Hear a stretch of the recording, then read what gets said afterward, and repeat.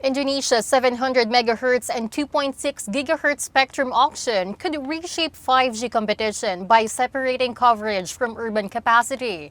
Rushikesh Mahananda of Globaldata explains what this means for the industry.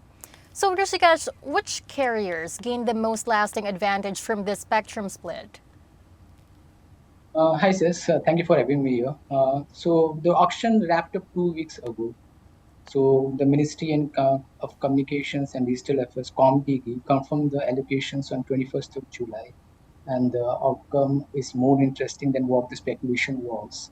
So each operator gained has won some kind of advantage, and none of them won the one that decides the market. So spectrum was the main constraint, as you can see, until July. Now the main challenge is deployment. So if we talk about raw numbers, Telkomsel, if you talk about raw numbers, Telkomsel won the most, come out with the most spectrum. It has added 100 megahertz of spectrum bands across both the bands, and it now holds 256 megahertz, more than its rival XL Smart and Indosat. Now, if you look at who gained the most strategic advantage, it's XL Smart. It paid the highest price of 700 megahertz band, over a trillion Indonesian rupiah for its 30 megahertz block. So this tells us how much is valued for that specific band, and is the reason why XL Smart is still integrating its network after merging with Smartfren. And 700 megahertz, with its wider coverage and stronger indoor penetration, it exactly tells us why it needs to unify its network fast. Now, if we, moreover, the spectrum gap between Telkomsel and Indo XL Smart is down to 33 megahertz. So that's a real shift in competitive balance. So Indosat is an interesting third case. It holds a solid allocation of in both the bands at the lowest cost total of all the three. So which fits in the track record of running a lean, capital disciplined network. So if we talk about overall, Telkomsel wins on scale, Excel Smarts wins on strategic fit, and Indosat on low cost control. So now the real test is for all the three operators is execution. But what's the effect like? Does this auction widen the gap between spectrum rich operators and the rest? This goes the other way from what people might assume. Now, if we see Indonesia has only three operators, nationwide mobile operators left after recent consolidation. One is Telkomsel, Indosat, and XL Smart.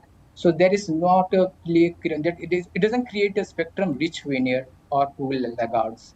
Each operator walked away with meaningful comparable allocation in both the bands. This wasn't a winner take all in process.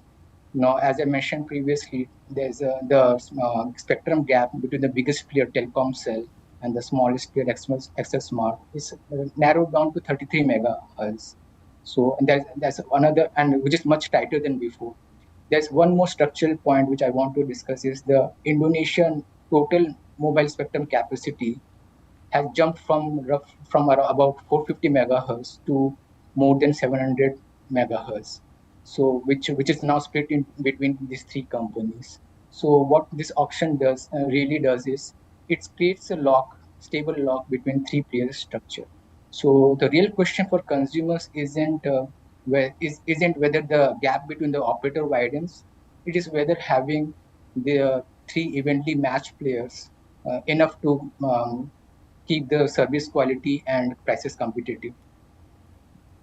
So if you were to make recommendations, Rushikesh, what should infrastructure partners prepare for once rollout obligations begin? So infrastructure partners should expect two parallel separate build waves starting almost immediately. First, I will discuss about the rural and remote coverage push, where all the three mobile operators are obligated to bring 4G to 538 villages and serve logistics across the country, having no signal or weak signal, using the 700 megahertz band to right from spread all the way across from Sumatra to Papua. So, and that's tower and fiber backhaul, generally where it is very hard to reach terrain. Secondly, there is a national target for 5G to reach 51% of the population within 5 years. That's another build which requires dense urban capacity to using the 2.6 gigahertz spectrum band, which requires small cells, tighter grids concentrated in urban cities. Now, if I give an example, as of early 2026, telecom cells has covered 5,000 5G base stations, or as of 5,400 base stations for 5G, which tells us that there is so much of room to cover to meet the existing targets. Now for infrastructure providers like tower companies, fiber backhaul providers, and equipment vendors, we expect the front row to come up. We expect the front row to rapid up speed and all, because now this is obligations, the spectrum obligations, not capital optional capex. Thank you so much for sharing your thoughts, Rushikesh. Thank you, sir. Thank you for having me here. Once again, that was Rushikesh Mahananda, Project Manager for Telecom Market Data and Intelligence at Globaldata.